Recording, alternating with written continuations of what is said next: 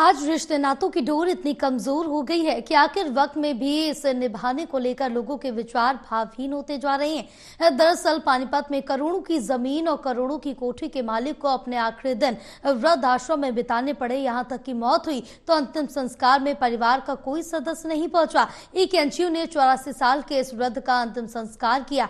वृद्धाश्रम में जाने से पहले ही जमीन और महंगी कोठी परिवार के लोग अपने नाम करवा चुके थे। बदनसीबी ऐसी कि आखिरी वक्त में घर की लड़कियां भी नसीब में नहीं हुई।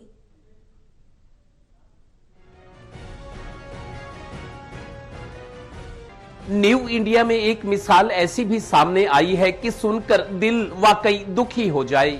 पानीपत के अपना आशियाना में 84 साल के एक बुजुर्ग की मौत के बाद उनके अंतिम संस्कार में ना बहनें पहुंची, ना पत्नी और ना ही भतीजे। बहनें बोली हम बीमार रहती हैं, भतीजे बोले हम दूर हैं, आना मुश्किल है, और पत्नी ने लाचारी बताई कि मैं चल नहीं सकती। आप जन सेवा दल वाले उनका संस्कार कर दो, डेथ सर्टिफिकेट हमें भिजवा देना।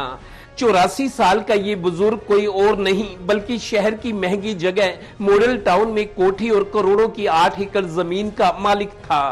किस्मत ऐसी कि आखिरी वक्त में घर की लकड़ियां भी नसीब नहीं हो सकी। इसका नाम सरदार अमरजीत सिंह था। ये हमारे पास लगभग 2 वर्ष से था। इससे पूर्व पहले ये वृद्ध आश्रम में था, वहाँ बीमार पड़ गया था तो ये बेड पे आ गया था।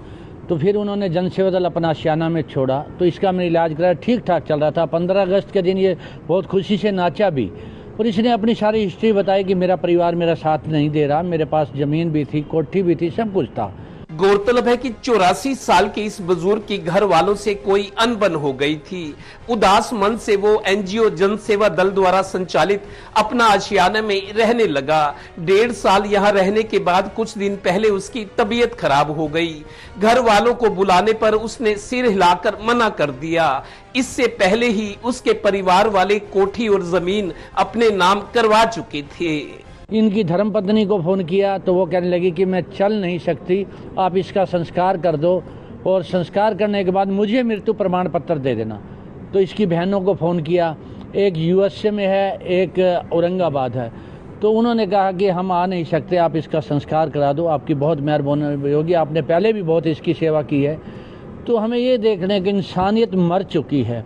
हम देखते हैं जब तक अगर मैं इसके पास आज की डेट में पैसा होता, जमीन होती, जायदाद होती, तो चाहे यूएसए का इससे भी दूर होते तो इसका परिवार यहाँ पहुँच जाता। चाहे जन सेवा दल में है, चाहे जन सेवा दल आपस में है, अपना उसकी चाय भी पिलानी है, रोटी भी खिलानी है, दवाई दारू भी देनी है।